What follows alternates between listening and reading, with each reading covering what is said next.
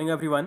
Welcome to Jharkhand live, Jharkhand number one YouTube study channel. दोस्तों आज है 6 जुलाई और हम लोग यहाँ पर आज झारखंड के महत्वपूर्ण करंट अफेयर के क्वेश्चंस देखने वाले हैं।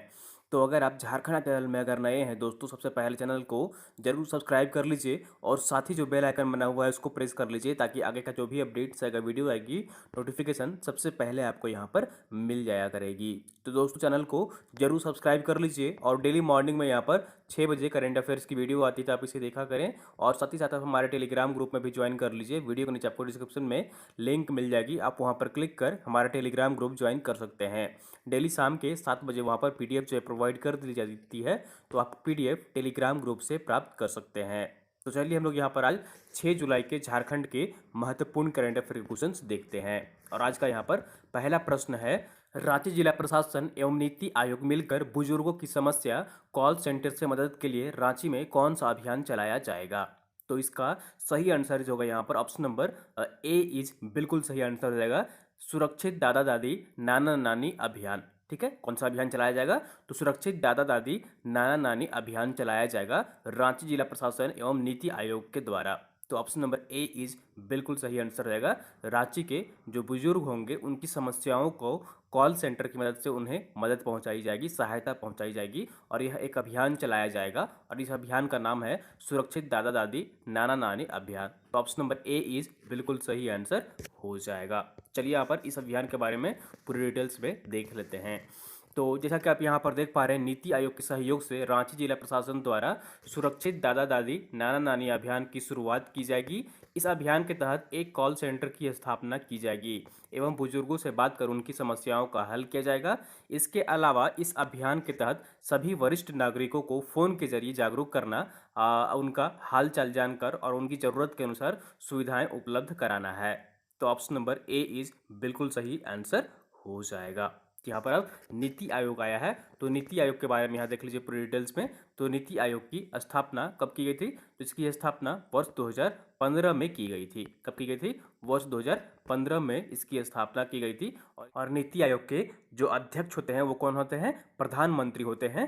तो ये हैं अभी नरेंद्र मोदी हैं जो कि हमारे प्रधानमंत्री हैं, वो इसके अध्यक्ष हैं। और उपाध्यक्ष जो है यहाँ पर वो कौन है? तो उपाध्यक्ष हैं डॉक्टर राजीव कुमार हैं जो कि फिलहाल उपाध्यक्ष हैं। और मुख्य कार्यकारी अधिकारी जो है वो कौन है? डॉक्टर अमिताभ कांत हैं। कौन है? डॉक्टर अमिताभ कांत हैं। चलिए इतनी जानकारी आपको यहाँ पर नीति आयोग के बारे में जानकारी रखनी है, याद रखनी है। चलिए अगले प्रश्न की ओर चलते हैं और अगला प्रश्न है यहाँ पर, बीएसएनएल कंपनी द्वारा इंटरनेट के इस्तेमाल के लिए एयर फाइबर की शुरुआत सबसे पहले झारखंड के किस शहर में की जाएगी? बीएसएनएल कंपनी जो है यहाँ पर इंटरनेट की सेवा के लिए एयर फाइबर की शुरुआत कर रही है और झारखंड के किस शहर में पहली बार यहाँ पर एयर फाइबर की शुरुआत की जाएगी, लॉन्च की जाएगी झारखंड में? तो इसका सही आंसर जो है यहाँ पर ऑप्शन नंबर सी इज बिल्कुल सही आंसर रहेगा। रांची शहर में इसका सबसे पहले बीएसएनएल यहाँ पर लॉन्च कर रही है झारखंड राज्य में। तो ऑप्शन नंबर सी इज बिल्कुल सही आंसर हो जाएगा। अब आपके यहाँ पर दिमाग में आ रहा होगा कि ये एयर फाइबर क्या है। तो चलिए हम लोग यहाँ पर पूरे डिटेल्स में देख लेते हैं कि यह एयर फाइबर क्या है।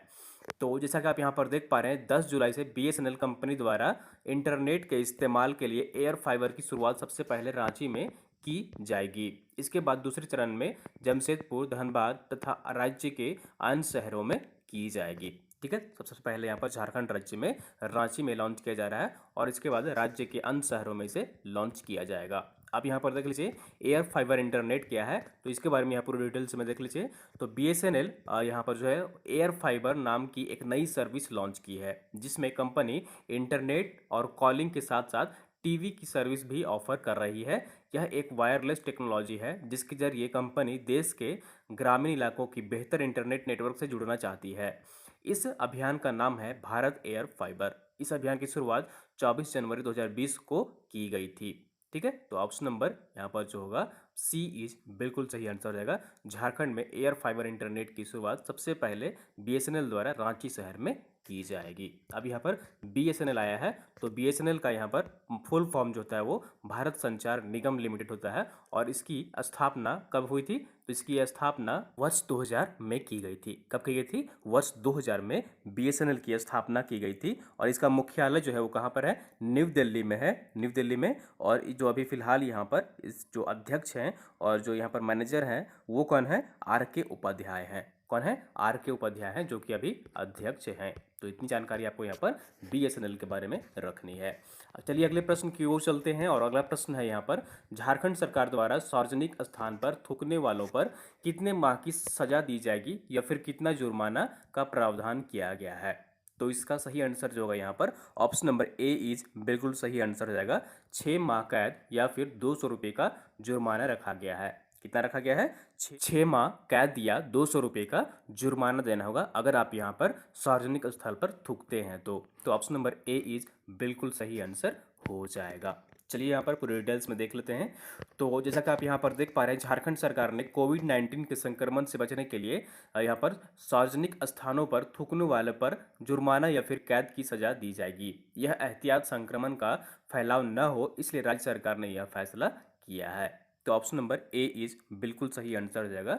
यहाँ पर 6 माह का कैद सजा हो सकता है या फिर 200 रुपये का जुर्माना आपको भरना होगा सार्वजनिक स्थल पर यहाँ पर थूकने पर। चलिए अगले प्रश्न की ओर चलते हैं और अगला प्रश्न है यहाँ पर, हाल ही में धर्मराज राय का निधन हो गया, वह एक थे। तो हाल ही में धर्मराज राय का निधन हो गया है, वह एक थे। तो इसका सही आंसर जो होगा यहाँ पर ऑप्शन नंबर बी इज बिल्कुल सही आंसर हो जाएगा। वे एक पत्रकार थे। क्या थे वे? पत्रकार थे। तो ऑप्शन नंबर बी इज बिल्कुल सही आंसर हो जाएगा। चलिए इनके बारे में पूरी डिटेल्स में यहाँ पर देख लेते हैं। तो जैसा कि आप यहाँ पर देख पा रहे हैं, हाल ही में वरिष्ठ पत्रकार धनराज राय का 75 साल की उम्र में निधन हो गया। वे राज्य के रांची एक्सप्रेस, आज और हिंदुस्तान अखबार में लंबे समय तक अपनी सेवा दी। रिटायरमेंट के बाद उन्होंने अलग अलग पत्रिकाओं में लेखन का कार्य कर रहे थे। तो ऑप्शन नंबर यहाँ पर जो होगा बी इज बिल्कुल सही आंसर हो जाएगा। ठीक है, तो ये धर्मराज राय एक पत्रकार थे। चलिए अगले प्रश्न की ओर चलते हैं और अगला प्रश्न है यहाँ पर, झारखंड के किस विश्वविद्यालय में योग की पढ़ाई होगी? ठीक है, झारखंड के किस विश्वविद्यालय में योग की पढ़ाई होगी? तो इसका सही आंसर जो होगा यहाँ पर ऑप्शन नंबर सी इज बिल्कुल सही आंसर हो जाएगा। ठीक है, रांची विश्वविद्यालय में। किस विश्वविद्यालय में? रांची विश्वविद्यालय में वे योग की पढ़ाई होगी। तो ऑप्शन नंबर सी इज बिल्कुल सही आंसर हो जाएगा। पहले यह जो पढ़ाई पीजी स्तर पर हो रही थी, लेकिन अब यहाँ पर ग्रेजुएशन की भी पढ़ाई होगी। चलिए हम लोग यहाँ पर पूरी डिटेल्स में देख लेते हैं कि यह कोर्स कैसा होगा यहाँ पर। तो जैसा कि आप यहाँ पर देख पा रहे हैं, रांची विश्वविद्यालय में अब योग में ग्रेजुएशन की पढ़ाई होगी। इसकी शुरुआत सत्र 2020-21 से कर दी जाएगी। फिलहाल रांची विश्वविद्यालय में पीजी स्तर के 3 कोर्स संचालित हो रहे हैं। इसमें योग में पीजी, डिप्लोमा और सर्टिफिकेट कोर्स शामिल हैं। इस विभाग का नाम रखा गया है स्कूल ऑफ योगिक साइंस। ठीक है, क्या रखा गया है? School of yogic science. तो ऑप्शन नंबर सी इज बिल्कुल सही आंसर हो जाएगा। अब यहाँ पर योग की पढ़ाई ग्रेजुएशन स्तर पर रांची विश्वविद्यालय में भी होगी।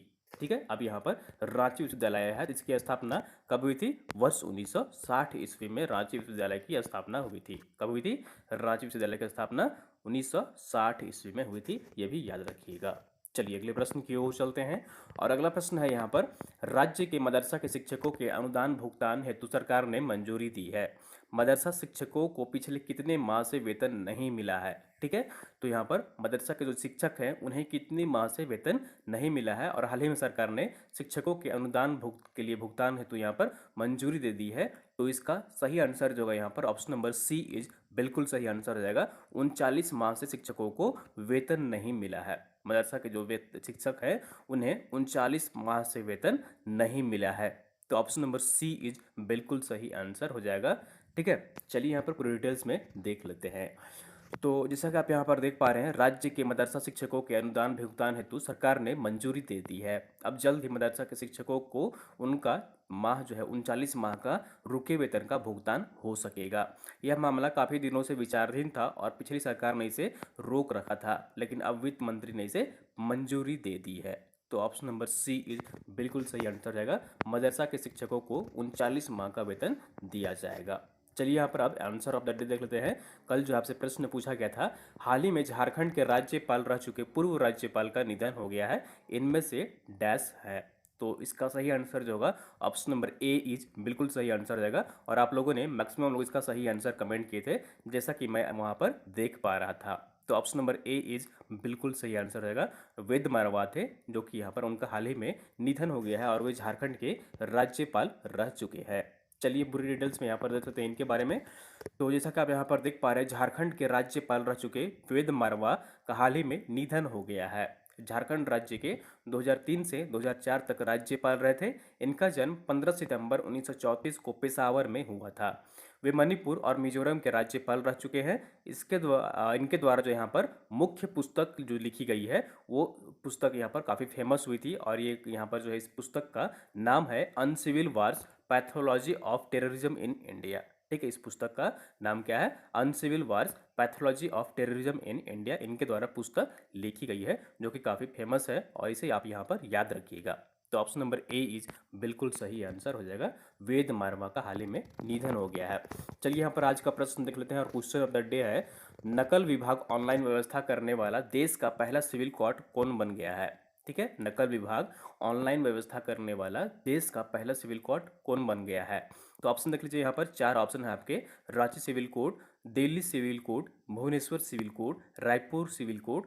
तो इन चार ऑप्शन में से आपको कमेंट करके बताना है कि नकल विभाग ऑनलाइन व्यवस्था करने वाला देश का पहला सिविल कोड कौन बन गया है। तो कोशिश करिएगा इसका सही आंसर कमेंट करने की दोस्तों, या इन चार ऑप्शन में से।